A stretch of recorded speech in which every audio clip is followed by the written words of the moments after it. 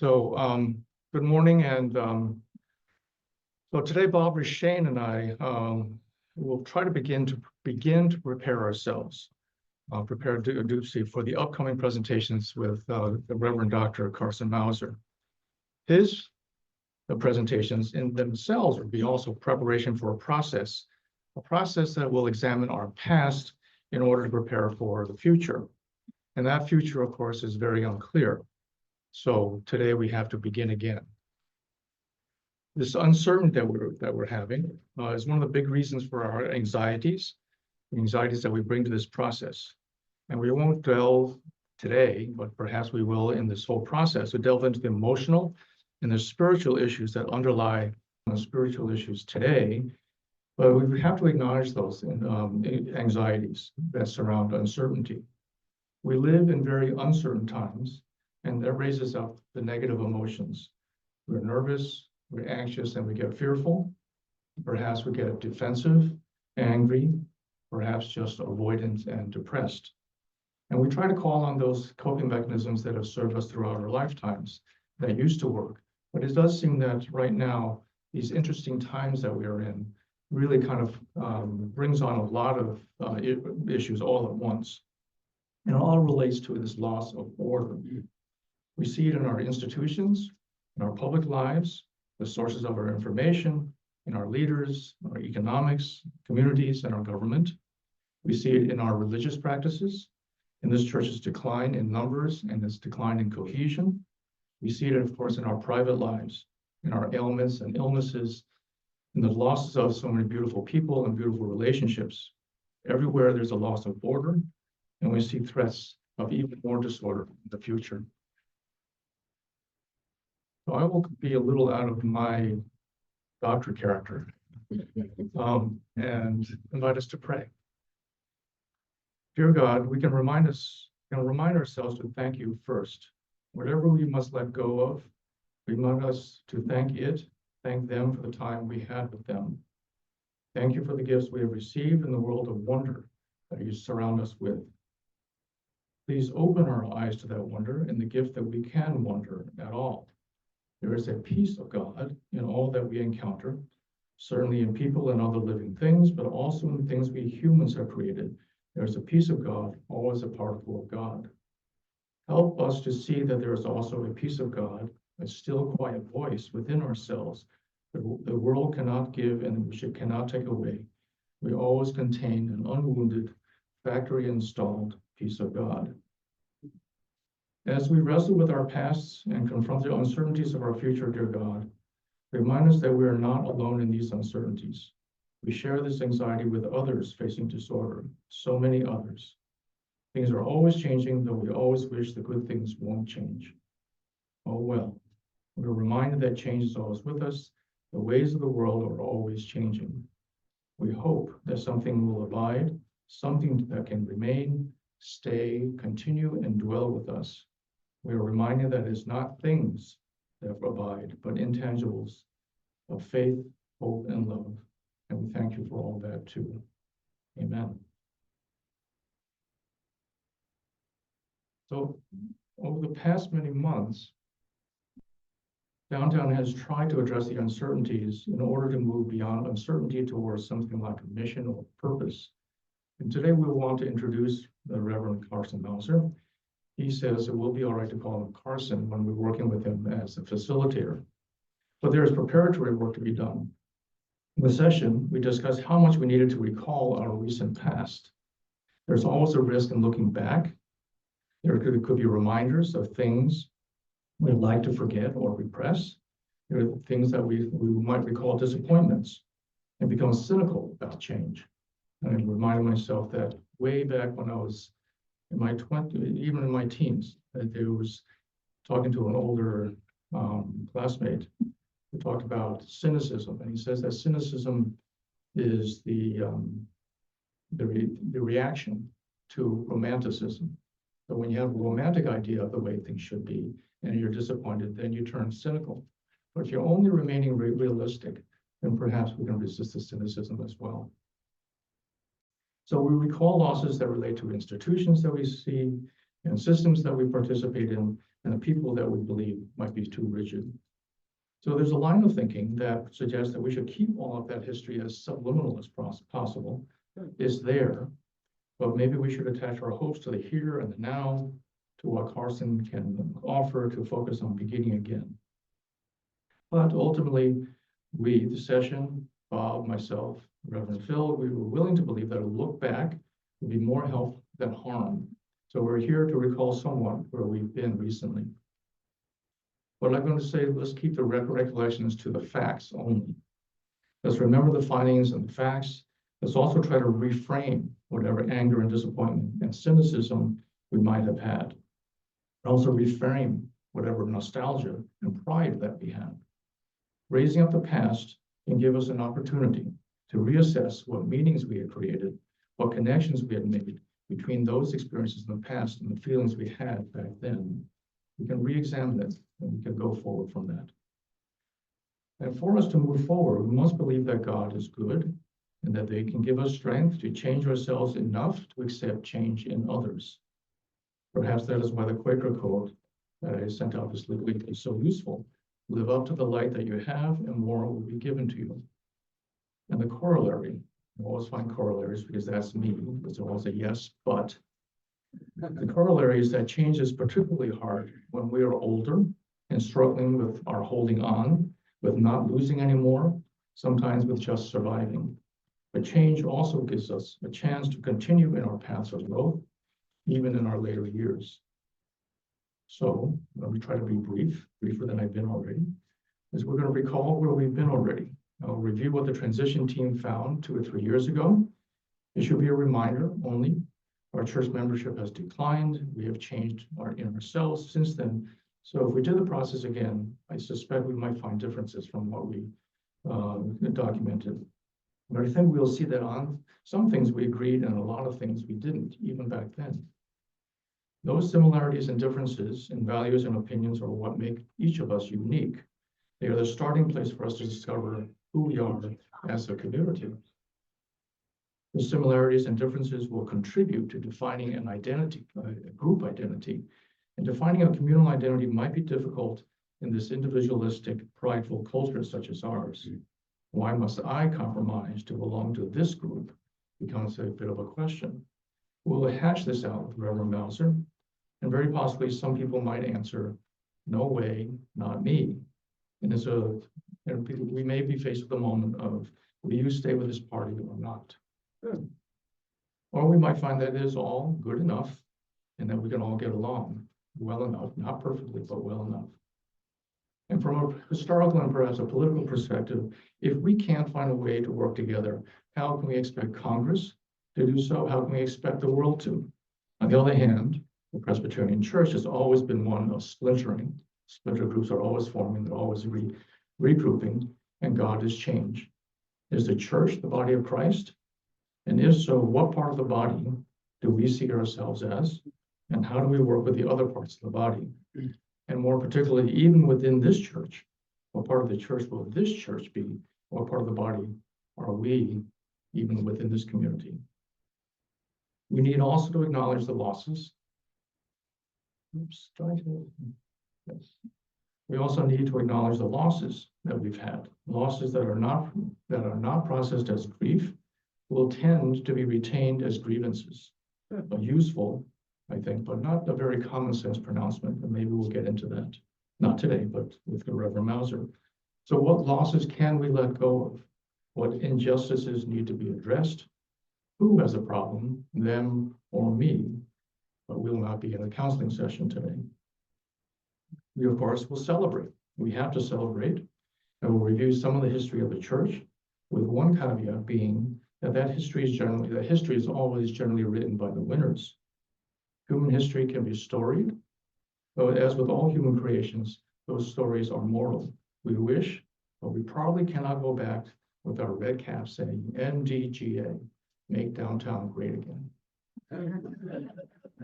We have done some homework to understand our place in history and culture, and we also review some of this, very briefly review what we've done this last year in Sunday forums, where we address some of the realities that exist.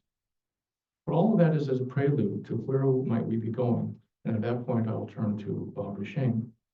Bob will describe two letters to session, letters that Jim Vesper had written and that I wrote, in which we put down some thoughts and we have separately distilled on where we are and where we might, what we think might need to be changed to get out of this funk.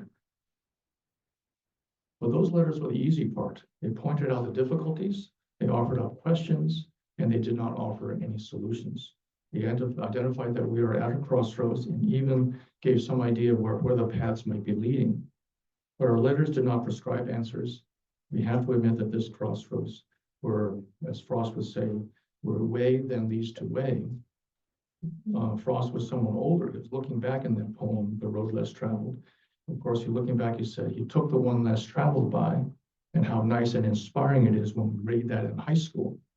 I would ask, however, how is the choice different? How is the choice to be made when someone is in their 70s and older, when no path forward is especially grassy and wanting in where? There will come a time for hard-nosed analyses, talk about SWOT analyses. Those of you, that's something that I've been reading about, is the idea of looking at strengths and weaknesses, opportunities and threats. But as all things in a church, there needs to be a discernment. How is the Spirit of God directing us, calling us? It's a bit unfamiliar to me to trust in God rather than my analytical training. But if a church will be a church, not a corporation or a protocol, it may want to embrace with faith and hope that it is the best place. It is the sanctuary to invite God's loving Spirit to. So that will all be as prelude to what Reverend Mauser will do. We'll describe who he is and how he proposes to work with us. One session was debating whether any facilitator or consultant would be worthwhile. I was of the opinion that this was not the same as before. Yes, we have to begin again and reopen our hearts and our minds to the past and the present, but it also seems that there's a difference here. Reverend Mauser will ask us to step back, way back. He does not look at just at Church 2.0 issues, about issues of this postmodern society and things. He doesn't ask us to form a mission. He really goes even before mission. He starts by saying there's no forward without knowing where we are and who we are. We have to move beyond claiming and proclaiming our individual identities. We have to decide what is our group identity or corporate identity. So let's start reviewing. Let's start with the transition team's efforts in 2021 and 22. We asked Downtown to address questions that were how to define ourselves. And we needed that at the time because we were looking for an installed pastor. And I think it was a bit of a high point in our recent self-understanding. It's sad, of course, that the members, Raina and Corey, have chosen to leave the congregation since then. That and our failure to find someone to come to Rochester to serve with us remind us they were perhaps not attractive enough for other people, pastors. And remember, that process was directed by Lori Tiberi. It had 5 focus points on heritage, mission, our connections, our leadership, and our future. We used small group meetings, surveys, and larger meetings to come up with a summary. And these are the questions that we were asked to consider. What keeps you coming? What would make you leave? What was the time you felt God at work in this congregation? What would be lost to the Rochester community if downtown ceased to exist? What are the most important goals of a congregation for the next 5 years? And what decisions do you think the congregation needs to make before it is ready to search for a new pastor? Those results were sent out, and earlier this month I sent out the summary reports again. I will only review a few of those points, but 2 other points. We share the results of the T-team with Reverend Mauser. And of course, these questions will sound very familiar. Some of these will come up again with his questions, but his process does seem different. When Bob and I talked to him by Zoom this week, he reviewed those reports and he quickly picked up on 2 issues that I'm not sure I even picked up on. First, he noticed that there's the differences among the 3 churches that were united in 1974. Somehow those differences remained within this community. And second, that there was some evidence of mistrust within this community, as there were calls already for transparency. And transparency seems to be a trigger in his mind, that when there are people calling for transparency, there is the underlying mistrust. So he read that in 5 minutes and picked up on that. I thought that was pretty good. These findings, not very visible, but so quickly through these slides, you can look for these results in your emails. We sort of maintain some mainline Reformed church beliefs about the nature of Jesus and the role of the church. That Jesus once asked, "Who do you say that I am?" And there were a variety of answers. Only a minority are convinced of the divinity of Jesus. Many more are agnostic or non-committal. Many seem uncomfortable with creeds that they grew up with, and that those use of creeds still remain us to this day. And of course, if we remember other parts of the scripture, I say that, well, Paul did kind of, he did lambast those lukewarm churches, right?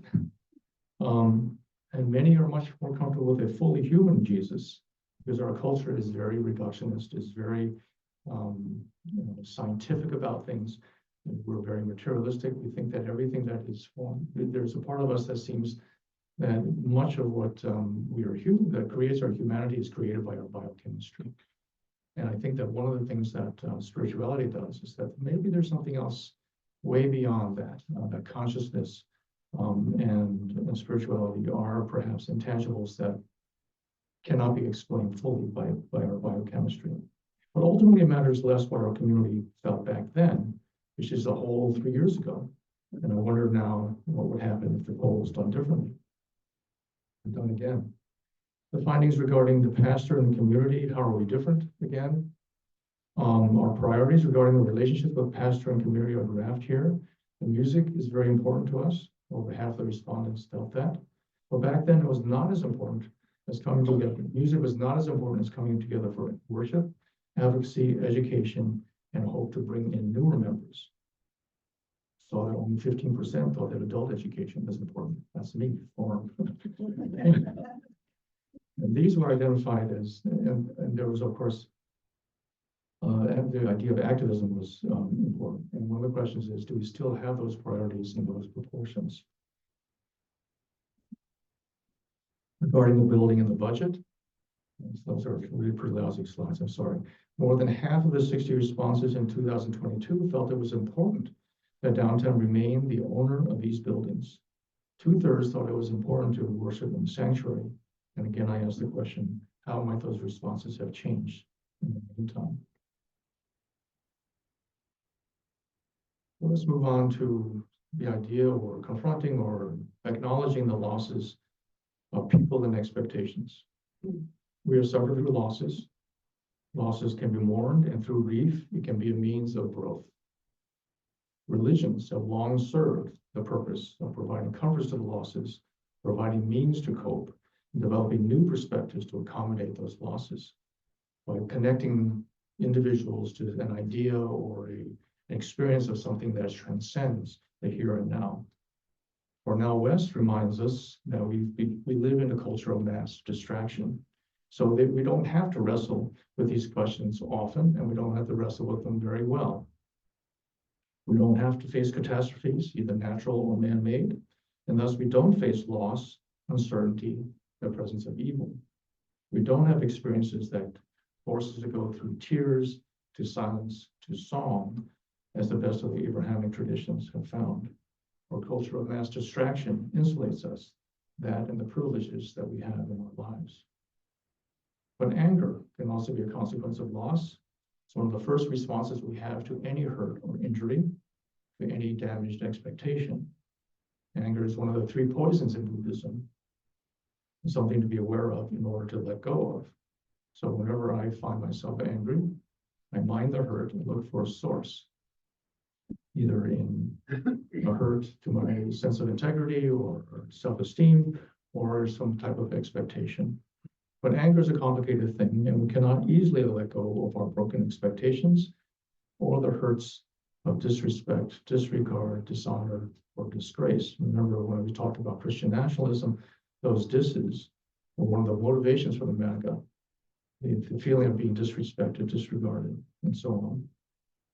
Especially if we're not taught well to grieve losses, it is hard to let go of the anger. Remember Kubler-Ross's stages of grief.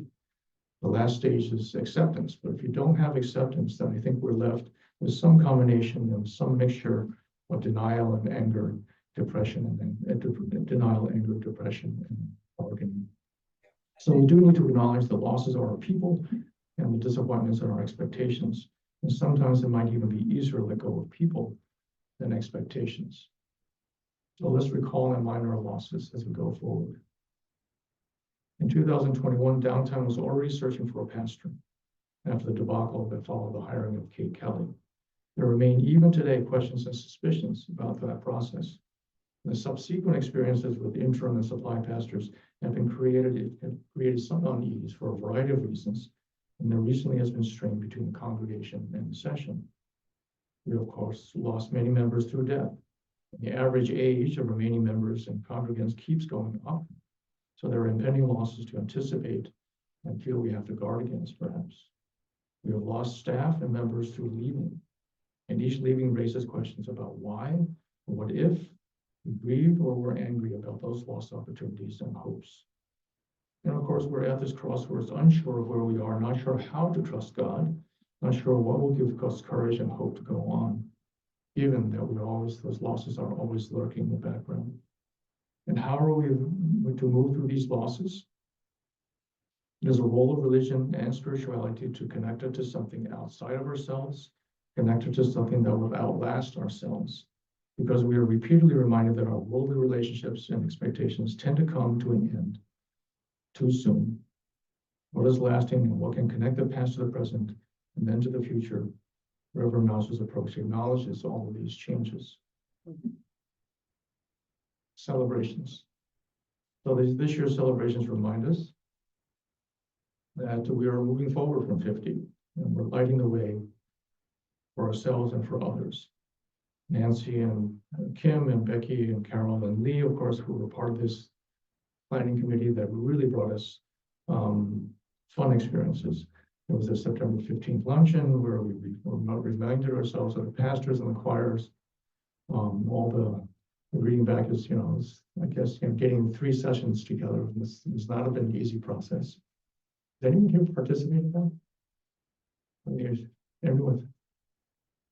But I mean, having 3 sessions, I cannot imagine what that was like. The finances and the building logistics had to be worked out. Then there was a Lake Avenue Baptist Church fire that helped to, they were then put into the kind of an impetus to ask to give up the First Presbyterian Church for the building to them.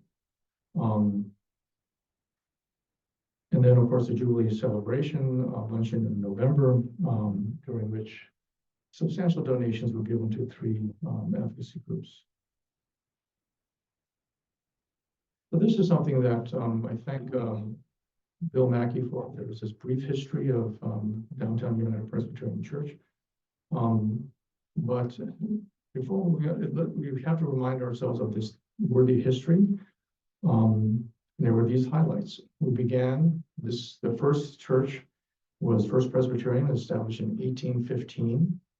Then for some reason, Brick Church, the Second Presbyterian in 1825, split off, grew, or I'm not sure what, it became Brick. In 1836, Bethel Presbyterian became an entity that evolved into Central.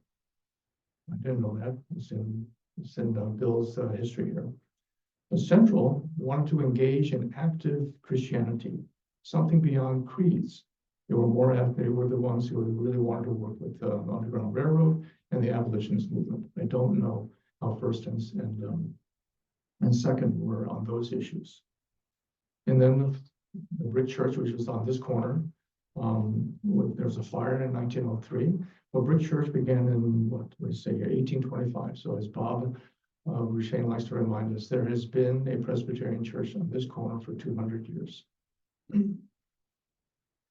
After the Brick Church fire in 1903, the new Brick Church building was built, and then the Institute building, and then the Taylor Chapel, and then the extension of the Institute building, all that between 1903 and 1970. In 1975, there was a merger because of what was happening then. And Dr. Carson Melzer is going to ask us to review that. He's going to ask for volunteers to go through the archives to try to get us, to flesh out the story of the history of this place. In 79, we didn't just begin de novo in 1975. That's the point he's trying to make. 1979, this church decided it was going to be a more light church. In 84, we provided sanctuary for a Salvadoran refugee family. In 1991, many of you remember the call to Jamie Spar and the frustrations of that led to 2 decades of work to permit ordination of queer people. And of course, there's RAIN, which has become Family Promise.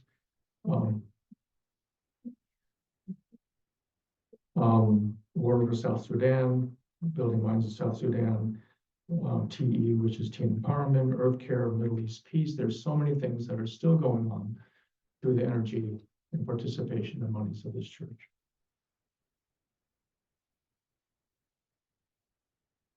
By the way, so I think I was very interested after hearing Carson talk about this, about the history that we have, how Central had been, kind of is, founded in order to be a more active Christian church.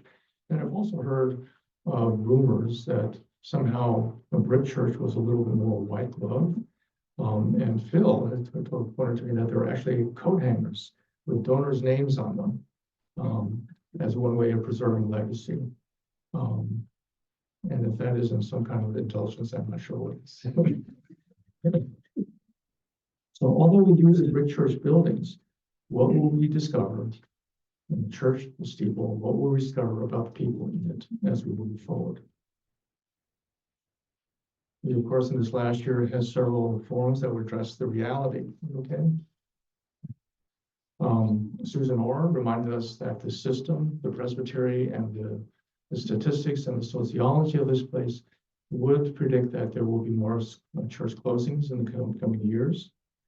We reviewed how many others use the building and remind ourselves, how do we interact with them? How do we not only support them with the infrastructure, but how they also provide significant income and revenue that sustains the maintenance of the place. We did our Dorhauer series. Dorhauer emphasizing that Church 2.0 does not seem suited for this postmodern world, and to be able to move into something else, we need to be able to identify mission. Leah, in her talk, I don't know if you recall this, she kind of identified that all churches have these 5 different types of mission ministries: for fellowship, for discipleship, worship, ministry, and evangelism. And she also talked about, maybe for us to focus on the spiritual work, we need to separate out the landlord responsibilities. And Kevin Hershey, I really took, he really, reminded us that a small, a large church tries to be, something for everyone, but a small church cannot be all things to all people. And of course, we have our external issues that also threaten us. The postmodernism, DEIB, and the stepping back from DEIB. Christian nationalism is a threat. Immigration, we have to address that. Environmental is an issue that everybody faces. So we were faced with the issue of how do we generate, how do we encourage, how do we speak to spirituality in these times of crisis? How do we have fellowship? How do we use that to produce an identity and a purpose? And I think that one of the things that is different about Reverend Mauser is that he is saying that we have to start with identity. We can focus, we can wonder, we can spend hours talking about endowment. What do we do with the endowment and the budget, and what do we do with the building and the rent and the tenants? What do we do about our membership? How do we analyze the strengths, the weaknesses, opportunities, and threats? And of course, I think Dorhauer excited us because he reminded us that we have to have a mission. But Reverend Mauser is going to ask us to go one step even further back. And first of all, define who we are and what it is that we are. I'm going to invite Bob up at this point because we just wanted to flesh out some of those questions that have been raised. Sure.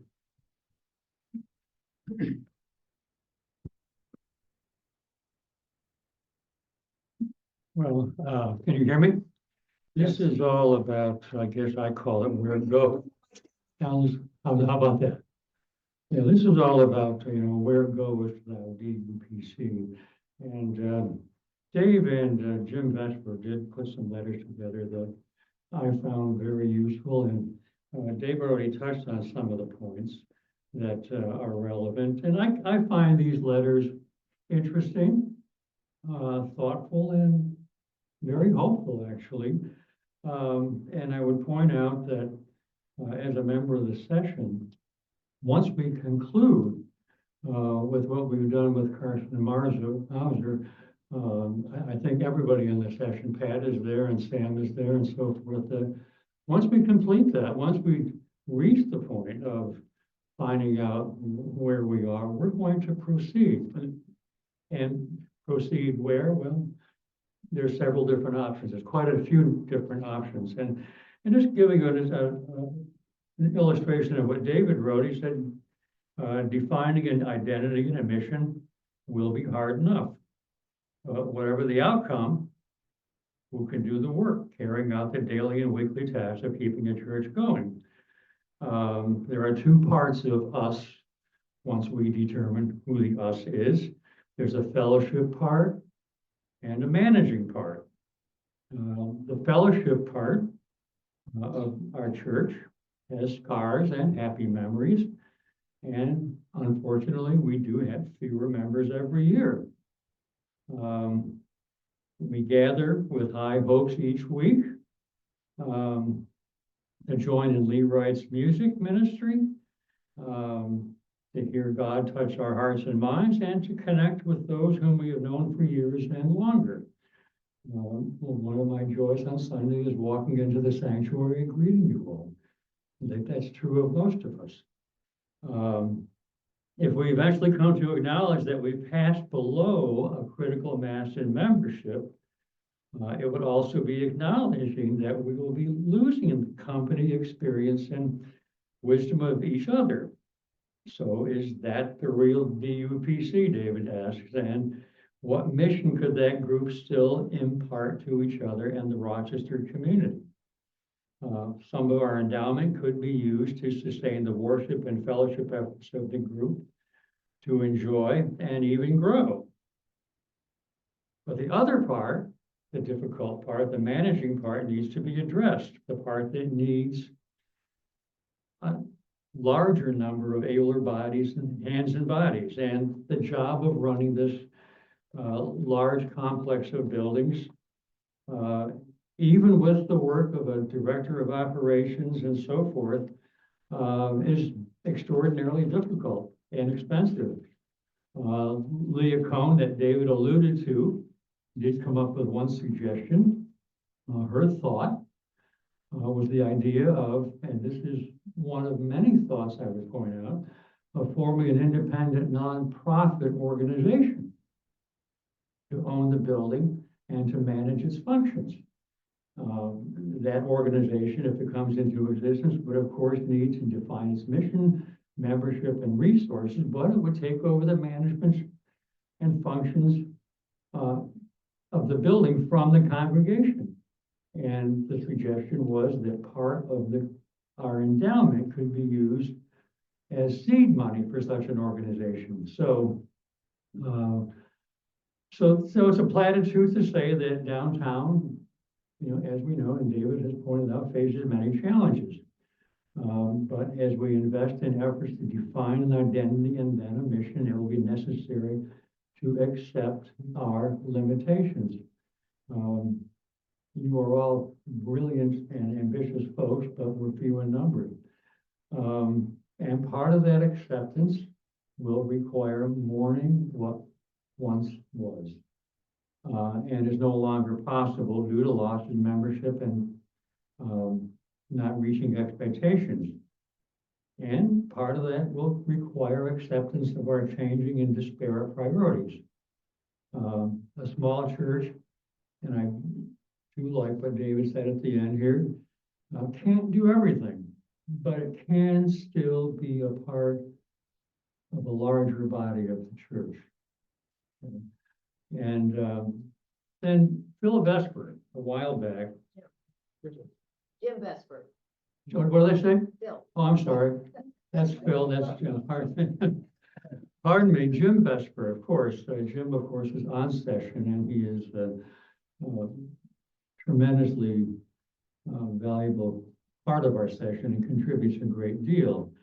And he titled his letter, which I found very interesting and very effective. He called it Fade Out, Flame Out, or Flourish. And basically, he pointed out that right now we are in the fade out process. We seem to passively made that decision by not stepping into a different mode. So his metaphor was that the plane we are on is running low on fuel. Despite pledges and offerings that have somewhat stabilized, we're still withdrawing a great deal of money each year from our endowment. And but what I think on this thing, I have come to realize and agree with quite a number of years ago, Gene Wolfarth, when we were both on session, sat back and said, look, we don't have to worry about the money. We're going to run out of people first. And truly, that just seems to be the case. We still are withdrawing heavily from our endowment, but it's a question of which is going to disappear first. So anyhow, so that's the other. So the endowment issue is one that's been under conversation forever. As our church infrastructure ages, projects with the structures themselves move from nice to do to need to do. You know, we not that long ago had a major expensive project with the elevator, and we've had one with the roof. There was one on this outer wall over here. And if any of you have dealt with contractors in your own homes, you understand how impossibly expensive it gets to do these things, but they must be done. So basically, in the fade out portion, it says if we don't take significant steps, DUPC will simply fade away. And the result will be one more mainline big steeple church that has disappeared. From my own little antique world, there's a guy online now who apparently bought a church and he's trying to sell the windows. It's one of those painful things that talks about the world we're living in today. So we aren't alone in these difficulties, but nevertheless.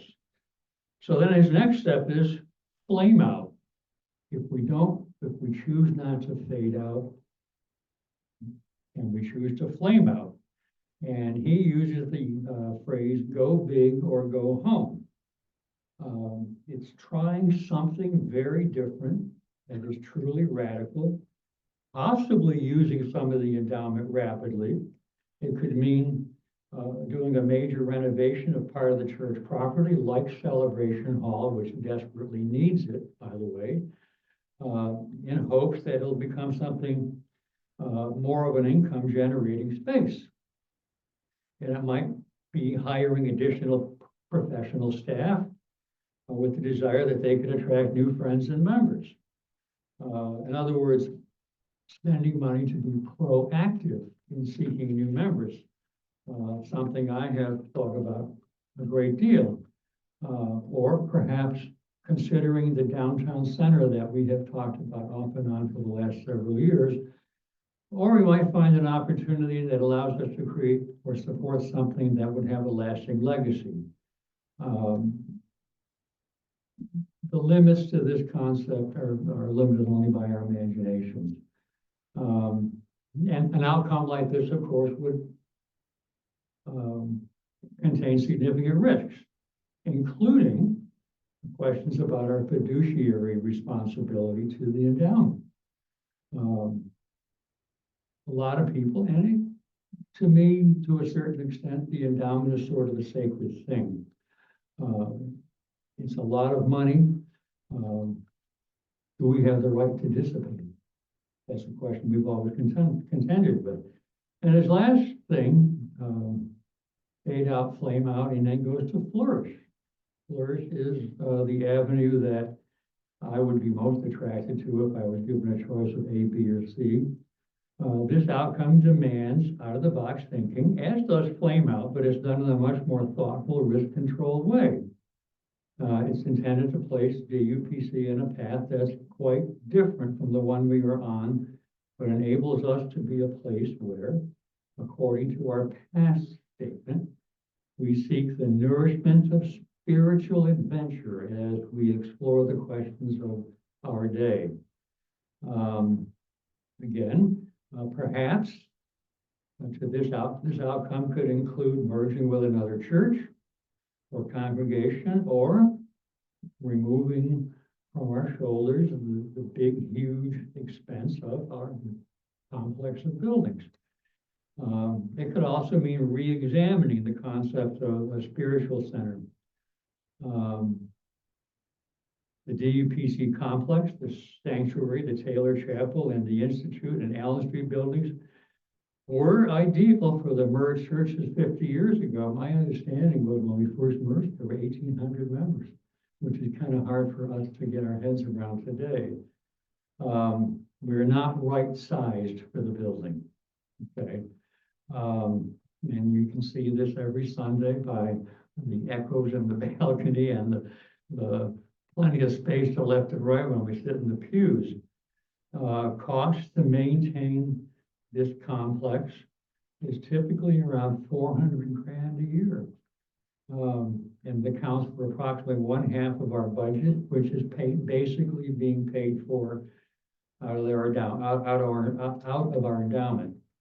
And what if we freed ourselves from this? Okay, well, sitting there for the last couple of years is the fact that we know Spiritus Christi is looking for a building.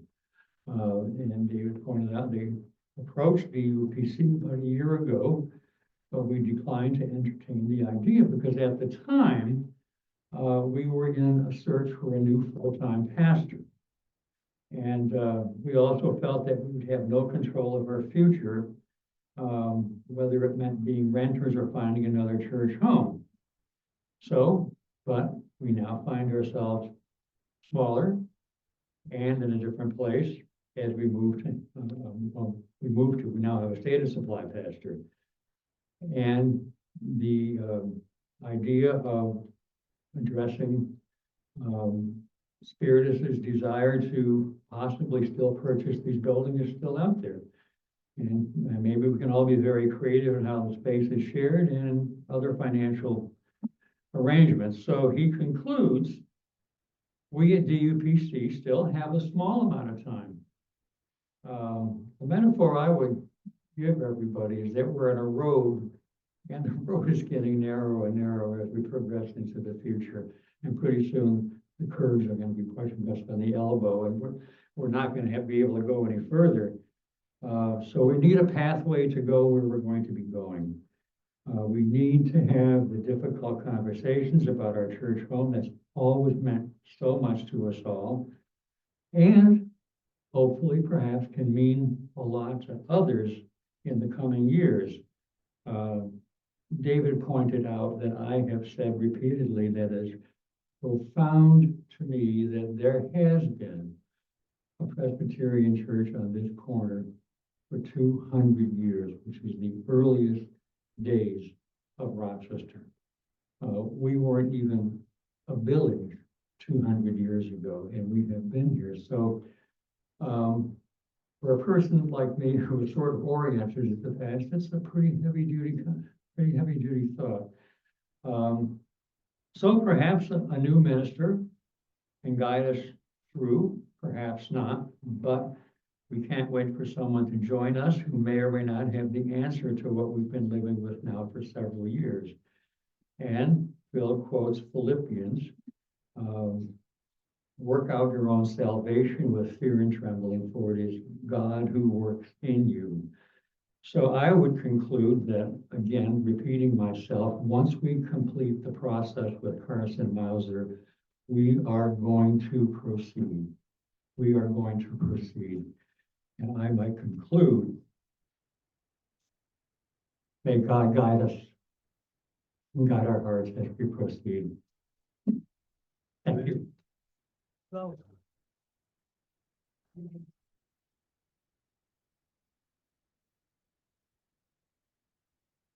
Yes, we all will need that guidance and support.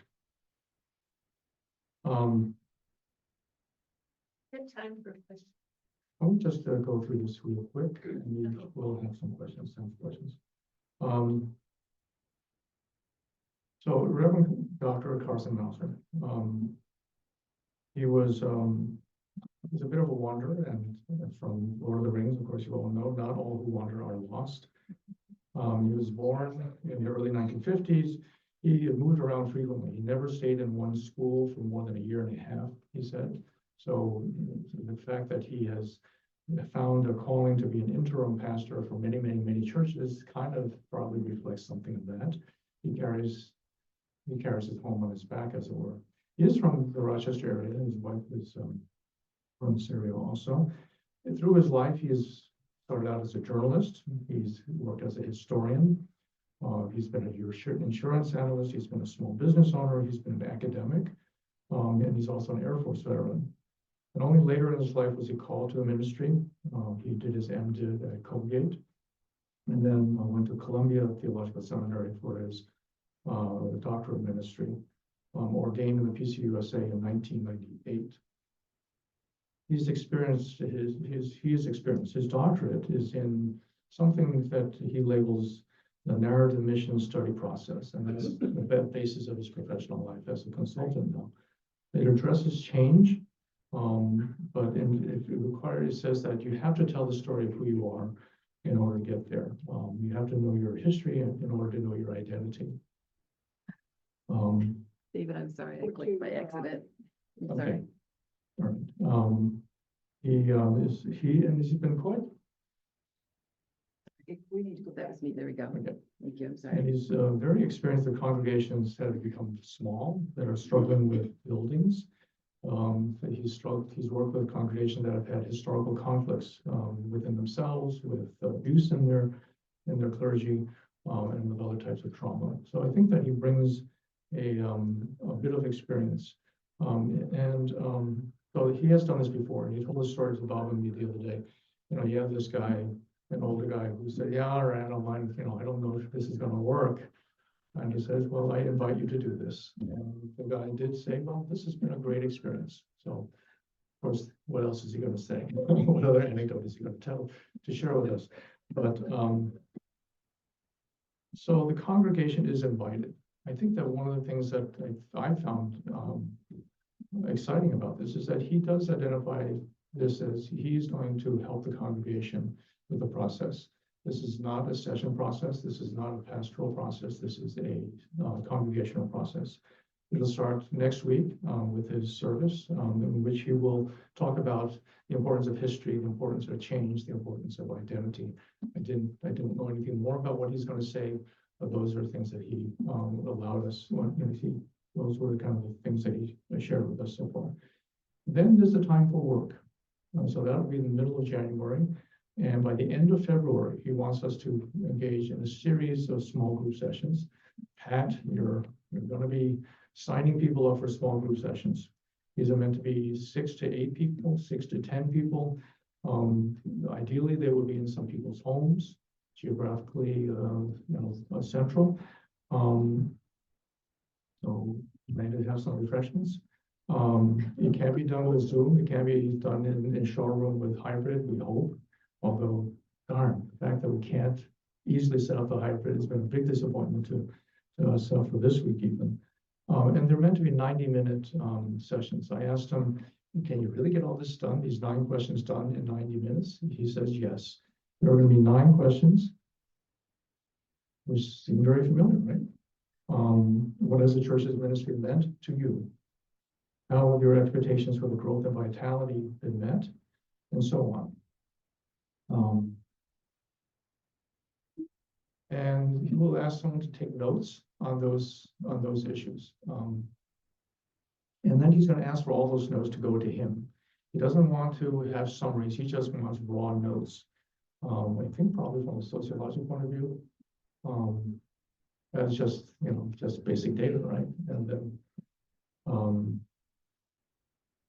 so he is going to take those notes, and he will actually train, if he can, he's going to try to be there at those small meetings, as many of those as possible in person for him to be there. So we might want to schedule them not at the same time. And he is in Rochester, so hopefully we'll find time. And then he's going to take all those notes and generate a narrative summary. He's going to be on vacation in early March, but that summary is going to be based on what he reads from those 9-question answers. He's already commented about how we are a united church and how that united may not be as united as we might imagine. Some will say that, the original membership that people have already, those who have split off are, more from one congregation versus another. And he's also, as I said, he's noticed some of the difficulties with the calls for transparency might imply that there's some mistrust underlying this. While he's working on that narrative, he's going to ask for 2 pieces of work on part of the congregation. One is for volunteers to really look through session notes and history and as much as possible to find out, who are we that led up. I think of this place as starting in 1975. I started only like 10 years ago, but everyone's shaking their heads and nodding their heads. This place carries history for 150 years before that. And what is in that history? What is the red thread of meaning that carries through those 3 churches to this church? And on a more positive note, there's something that I hold on to, that love is the voices of our ancestors whispering to us. So I think that we're trying to hear that voice a little bit. At the same time we're doing the history, he's going to ask us to begin thinking about what is the biblical narrative? What is a story from the Bible that most fits this church? Is it just an Exodus story? It's not, I don't think. And we have to go back to Sunday school to recall those stories, right? And we have to rely on our MDiv trained people to kind of recall that there are stories that we're not familiar with but might be fitting. And then he's going to ask us in either the Saturday, the March 8th or March 15th to join. We'll probably do it here. There's going to be set up, some ways to document stuff. We have the technology, I hope, by that time to have a in-person and a Zoomable meeting where there will be 4 videos and group exercises, small groups, large group coming together. But the idea here at the end of that is that we're going to write a 1-line sentence that asks, what is the just cause for this group? What is it? Why do we exist? And then you're going to take that and you put it everywhere that's associated with Downtown. It's going to be in the bulletin, it's going to be on the website, it's going to be referred to in the sermons, in the services, and so on. It's different. And for me, it's hopeful. And it is congregational. So we invite you, he invites you, make your voice heard, and even if you're quiet, then at least experience it. So that's all we have. Questions? Lots of questions. I just want to ask about, I'd like to ask about Spiritus. And if anyone knows how far along they are in their process of buying a church. The question is where is Spiritus in their process of looking for a church? Yes. I have to turn. Observation is that last week, their collection was 2 weeks ago, their collection for the week was $31,000. This past week, it was $36,000. Yeah, and that's almost, it's not quite a year's worth for us, but Sam, do you know anything more? I think that Mary.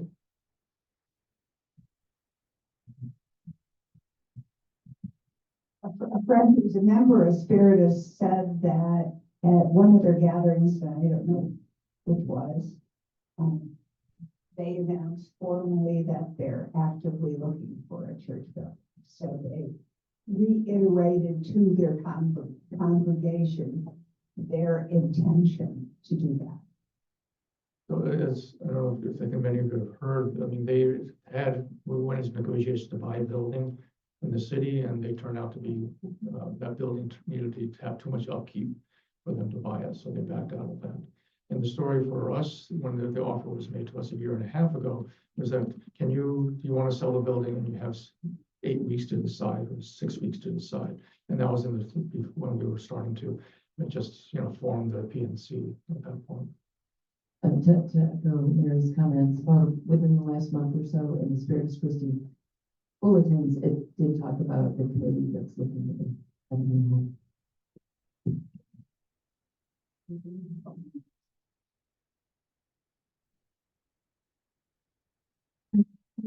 To add that we were in the Spiritus, which was town hall.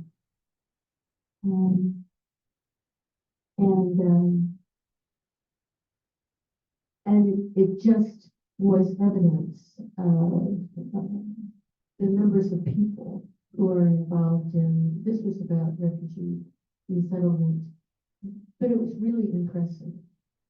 And I just keep wondering why we just cut them off when we do, rather than to pursue an idea out of it. How many of you, when you, I'm trying to remember when I experienced this, one of them is a local map that has this church as Spiritus on it. It seems as though there are many ways in which we have lost identity. The identity has become Spiritus. And it's not a negative, because they're doing really, really important work. I just wanted to say about the flame out option. There is a group that is working on that flame out option, but we have preferred to call ourselves the leap of faith option. And we are talking with various entities in the community, philanthropic, governmental, religious, all different pieces of our community to find out what the need is out there and how we might go about filling it as Amish.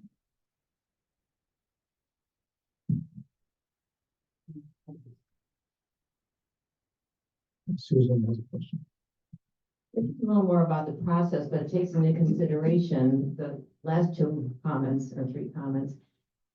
My middle name is Impatient, and today is January 12th, and we might be getting together, and I know this is a process, but I'm hearing that Spiritus is very actively engaged in finding a new home, and that we know we have refugees and that whole settlement, and we know that there's this group that Nancy spoke about.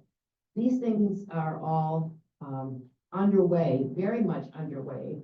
And I'm kind of getting the feeling that on, let's say, March 15th, we will have our reason to exist in this process. I'm supportive of this process. However, I'm also very keenly aware that time is really an incredible element right now. And do we have to wait? Is this process going to take this long? And again, I know I'm impatient, and but I just hope and pray we don't miss these vital, and now we have what's going on in California and the new one. I mean, we are, as you pointed out, at a time where we cannot put our heads in the sand, and I think this process states that, and you very clearly have pointed that out, which I so much appreciate.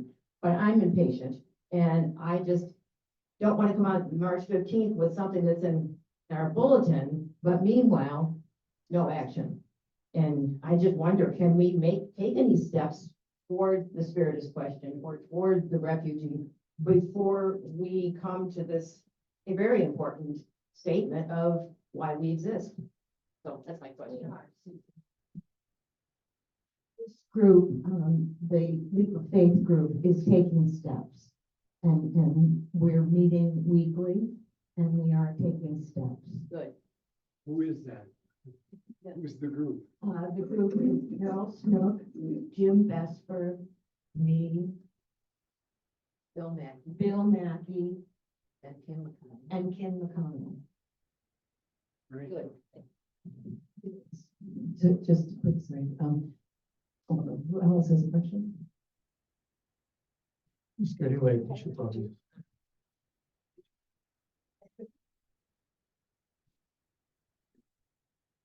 I do understand Spiritus's desire to have the sanctuary so they don't have to rent over, you know, at the Hochstein School. But I'd like to point out that I'm on the finance committee and we do spend, you know, from our endowment, but from our pledges and from our rental income that we manage, we maintain these buildings in such a way that Spiritus has had a wonderful home base. So if they were to take this over, then they would start having to spend $1 million a year to maintain this. And I'm not convinced that would happen. So I would advocate for cooperating with Spiritus.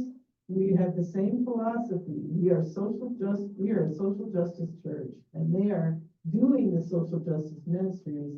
I'd like to see us continue to play the role we have been, which is maintaining the buildings while they do, you know, amazing outreach because they have so many more people than we do. But I'm not in any hurry to just hand over the keys, right? Which, as you know, Phil would point out to us, is actually not something that would happen because the Presbytery owns the building, right? So these issues are very complex, and I do understand the you know, disappointment that things haven't materialized in a straightforward manner so far. But that is the nature of social life, as I understand it. Is it's never straightforward. You know, Kevin Hershey himself said, you know, you got to kind of start by focusing on something because you're not going to necessarily see the next step forward. Thank you. I think we better end there and go to worship service. Thank you. Great job.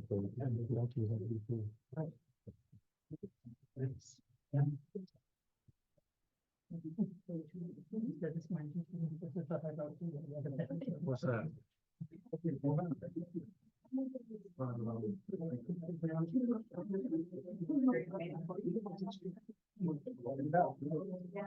Great.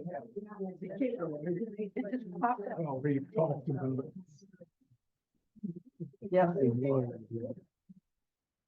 Yeah, I have